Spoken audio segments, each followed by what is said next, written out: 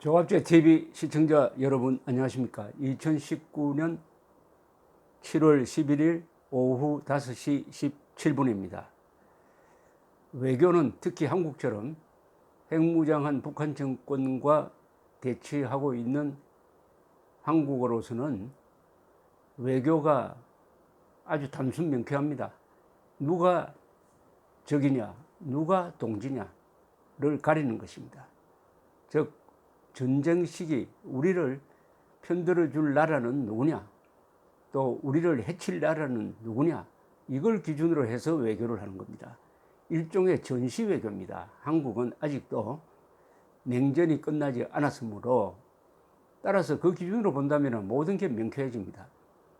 북한 정권은 우리의 적입니다. 그리고 중국은 그 북한의 군사 동맹국입니다. 러시아는 과거 북한의 동맹국이었습니다. 지금은 아니지만. 그리고 일본은 우리의 동맹국의 동맹국입니다. 그리고 일단 유사시 미군이 한국에 전개될 때 그 제1차로 올 부대는 일본에 있는 7개 미군 기지에서 날라옵니다. 5만 7천 명의 미군이 일본에 주둔하고 있는데 거기 가지고 있는 비행기와 함정이 한국에 투입되도록 되어 있습니다. 그러면 당연히 일본은 우리의 우방국입니다. 두 번째 기준은 정치 체제가 우리와 같으냐 다르느냐입니다. 우리는 자유민주주의 체제입니다. 북한, 중국, 러시아는 그렇지 않습니다. 그런데 일본은 자유민주주의 체제입니다. 그렇다면 당연히 일본이 우리 편입니다. 우리의 우방국입니다. 안보상 그리고 정치체제 면에서 두 가지 조건을 다 가지고 있습니다. 그런데 문재인 정권은 일본을 지금까지 적대시해 왔습니다. 그리고 우리의 적인 북한을 친구처럼 대우해 왔고, 북한의 김정은에게 온갖 굴욕적인 모습을 보여왔습니다. 이것이 한국 외교가 갈팡질팡한 가장 큰 원인입니다. 이념적 외교인데 이 이념적 외교가 한국이 처한 안보 상황, 한국이 처한 경제 상황과 전면적으로 배치되는 외교를 해왔습니다. 이 세상 돌아가는 것과 반대되는 세상이 흘러가는 그 물결의 방향과 거꾸로 외교를 하다가 지금 완전히 고립되고 말았습니다. 고립 외교가 되고 말았습니다. 그 고립 외교의 출발점은 일본을 적으로 보느냐 친구로 보느냐의 판단을 거르친 때문이기도 합니다. 우리나라 역대 대통령 중에서 가장 반일적인 대통령으로 알려진 사람이 한 사람 있습니다. 이승만 대통령입니다. 이승만 대통령은 위대한 독립투사로서 일본을 상대로 수십 년 동안 독립운동을 하면서 일제 지배하의 한국으로 오지도 못하고 미국에서 독립운동을 한 경력이 있으므로 당연히 반일적이라고 생각할 것입니다. 그러나 이분의 정책을 가만히 들여다보면 무조건적 반일이 아니었습니다. 일본을 잘 아는 사람이었습니다. 일본을 잘 아는 사람이었다는 게 중요하죠. 지금 문재인 대통령은 일본을 적대시하면서 일본을 잘 모릅니다. 그러니까 이렇게 당하고 있습니다. 이승만은 그렇지 않았습니다. 이승만은 일본을 반대하면서도 일본을 적으로 보지는 않았어요. 또 일본의 능력을 정확하게 알고 있었습니다. 그리고 자기의 역사적 역할을 알고 있었습니다. 이승만 대통령은 언젠가는 한국과 일본이 다시 국교를 트고 정상국가로 살 날이 올 것이다. 그러나 그 전에 준비가 안 된 상태에서 한국이 일본과 수교해버리면 일본의 경제식민지가 돼버린다 하는 고민이 있었습니다. 그래서 자신의 역할은 욕을 먹더라도 미국이 국교 정상화를 하라고 아무리 압력을 넣어도 내가 살아있는 한 일본과의 국교 정상화는 불가능하다. 그 전에 우리가 먼저 실력을 길러야 한다. 이런 입장이었습니다. 이런 고민을 잘 드러내는 데 있어서 한 정언이 있습니다.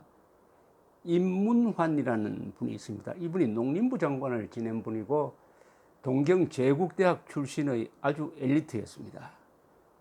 그런데 이분이 쓴 회고록에 보면은 아주 감동적인 스토리가 하나 나옵니다. 이분이 쓴 회고록의 1952년 부분인데 1952년 초에 이승만 대통령은 일제 총독부 관료 출신인 임문환 씨를 농림부 장관에 임명합니다. 그런데 이 임문환 씨가 차관을 또 일본 고등문관 시험 동기인 이태용 씨로 임명을 해요. 그러니까 장관과 차관이 다 말하자면 친일파 출신이 되는 겁니다. 그래서 임 씨가 임문환 장관이 국회에 인사차 갔더니 국회에서는 친일파라고 해서 인사 오는 걸 받아주지를 않았습니다. 국회에서 돌아온 임문환 장관을 이승만 대통령이 불렀습니다. 임문환 씨 회고록에서는 이런 장면이 나옵니다. 노지사라기보다는 백수를 호령하는 노사자의 인상이었다. 위험이 몸에 붙은 철의 의지를 가진 달인이었다. 가까이 가면 나보다 키가 작아 보였는데 떨어져서 보면 뼈대가 굵어 백발의 몸이 나보다 훨씬 크게 보였다.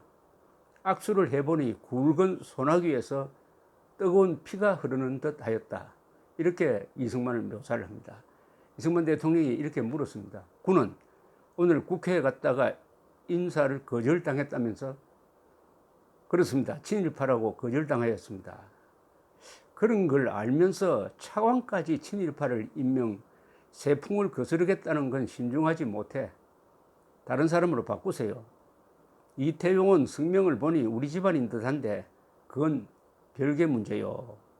그런 말을 하는 대통령의 표정은 손자를 다 이루는 자상한 할아버지 같았다. 자존심이 강한 임 장관도 승복하지 않을 수 없었다. 엄격한 얼굴로 돌아온 대통령은 임문환 장관을 앞에 두고 이렇게 당부를 했다고 합니다. 임문환 씨의 회고록에 이승만 대통령의 당부가 이렇게 적혀 있습니다. 이승만의 이야기입니다. 일본 정부는 하와이에 있는 나의 목에 거액의 현상금을 건 적이 있다. 그래서 내가 일본을 싫어한다고 생각하는 이들이 있는데, 그러나 그런 개인 문제는 옛날에 잊었어요. 지금 내가 일본과 러시아를 걱정하고 있는 것은 우리나라의 장래를 생각하기 때문입니다. 러시아는 그러나 공산당이기 때문에 어떻든 민주주의에 지게 되어 있어요. 그 정도로 알고 주의만 하면 돼요. 일본은 다릅니다. 미국에 밀착하여 민주주의와 함께 번영할 것입니다. 내가 비행기를 타고 가면서 내려다본 일본은 산꼭대기까지 저수지를 만들고 비탈도 논이었습니다. 밤에 지날 때 내려보니 전등불이 끊어지지 않고 산과 평야에 이어져서 저렇게 좁은 땅에 저렇게 많은 사람이 모여 있으니 올해는 잘 살 수가 없어. 머지않아 장사나 무엇이든 이름을 빌려 가장 가까운 우리나라로 몰려오게 될 것입니다. 그때야말로 일본을 잘 알고 있는 당신들 친일파가 나라를 지켜야 합니다. 지금은 일단 자중하시고 시험대에 오른 군부터 불어오는 바람을 피하는데 전념하셔야 해요. 이렇게 당부를 하는 것이었습니다. 이 말에 정말 통찰력이 있습니다. 러시아는 공산주의를 하기 때문에 언젠가는 민주주의에 지게 되어 있다. 그렇게 되지 않았습니까? 일본은 그런데 문제다. 일본은 종전 후에 미국의 지배를 받고 있지만은 재빠르게 미국의 자유민주주의와 시장경제를 받아들여가지고 미국과 동맹국이 되어서 번영하게 될 것이다. 그리고 경제적으로 이제는 한국에 침투하게 될 것이다. 이럴 때는 누가 일본을 상대해야 하느냐? 그것은 일본을 잘 아는 사람이라 해야 된다. 바로 친일파가 그때 필요하다. 이런 뜻입니다. 이 말을 들은 임문환 장관은 놀라운 술회였다고 쓰면서 이렇게 덧붙였습니다. 그때 근엄하기 짝이 없던 노인의 자세와 저 멀리 바라보던 노인의 안광은 지금도 나의 기억 속에 그대로 살아있다. 일본인과의 대결에 친일파의 등장을 기대한다는 것은 일제 시절 그들이 맡았던 고개사로서의 노고를 알아준 부탁이 아닌가. 친일파를 일본의 개라고 보았다면 일본인이 다시 올 때 그들이 원주인에게 다시 꼬리를 흔들 것이 분명하므로 그런 중요한 일을 맡길 리가 없다. 즉 이승만 대통령은 친일파의 고민을 알았던 거죠.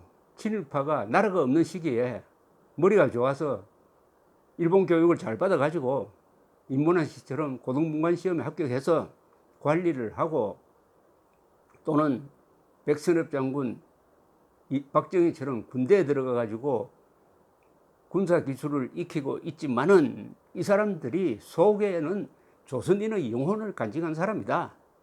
따라서 나라를 세우게 되면은 이 사람들이 애국자가 되어가지고 자신들이 잘 아는 일본을 주체적으로 상대해가지고 국가 이익을 지킬 수 있는 사람이다. 이렇게 친일파를 정확하게 알아주었다는 겁니다. 거기에 감동했다고 써놓았습니다.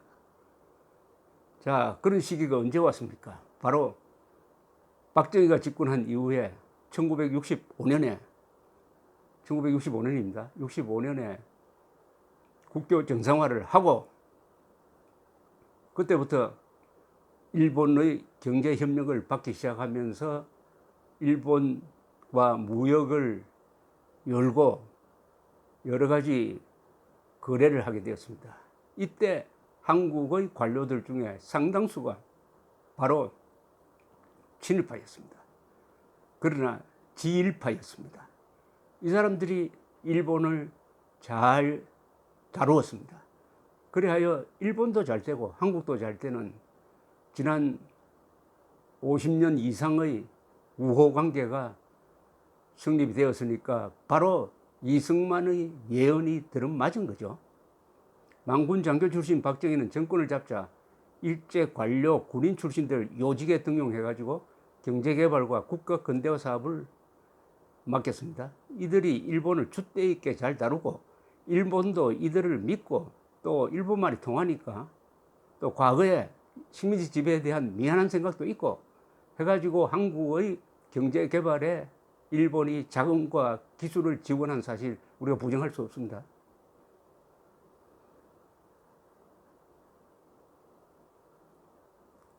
이 대통령이 소련은 공산주의를 하기 때문에 민주주의에 반드시 망한다라고 한 이 예언이 아직 한반도에서는 실현이 되고 있지 않고 있습니다. 실현이 되지 않습니다. 그것은 왜냐? 이 대통령은 문재인과 같은 이런 정치 세력의 등장을 아마 예상하지 못했을 것입니다. 문재인 씨의 역사관, 이 역사관이 이념에서 출발한 건데 바로 요사이 일본과 한국의 갈등을 불러온 원인입니다. 문재인의 운명이라는 책에 이런 대목이 있습니다. 대학 시절 나의 비판의식과 사회의식에 가장 큰 영향을 미친 분은 그 무렵 많은 대학생들이 그러했듯이 리영희 선생이었다. 난 리영희 선생의 전환시대의 논리가 발간되기 전에 그 속에 담긴 베트남 전쟁 논문을 창작과 비평 잡지에서 먼저 읽었다.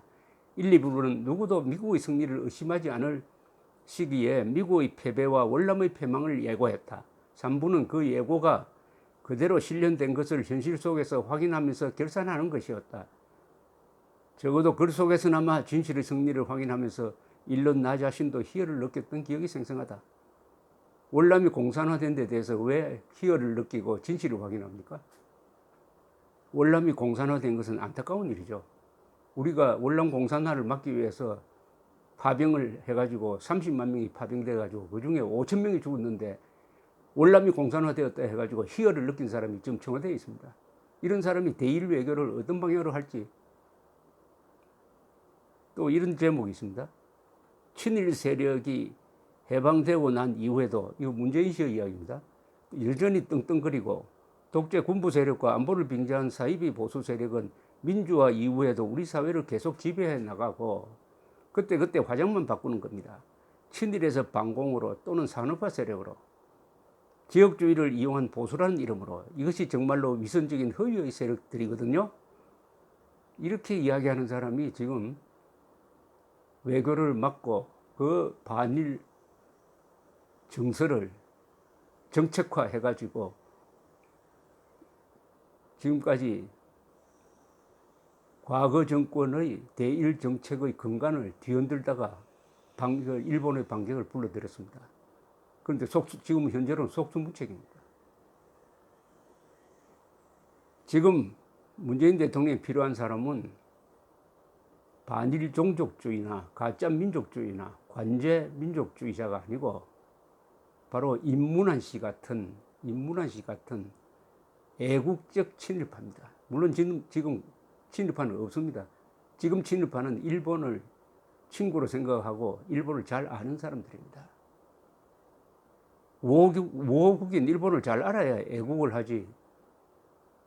일본에 무식하면서 돈키호테처럼 창을 들고 풍차를 향해 돌진하면은 그 결과가 지금 오늘날 이루어지고 있는 이 상황입니다. 무식하면 용감하다고 하지만은 무식한 사람은 결국 망하게 되어 있습니다. 특히 외교에서는 실력만이 말이 통하는 외교 무대에서는 그렇습니다. 문재인 대통령은 일본을 잘 아는 애국적 친일파를 한번 찾아보시기 바랍니다. 감사합니다.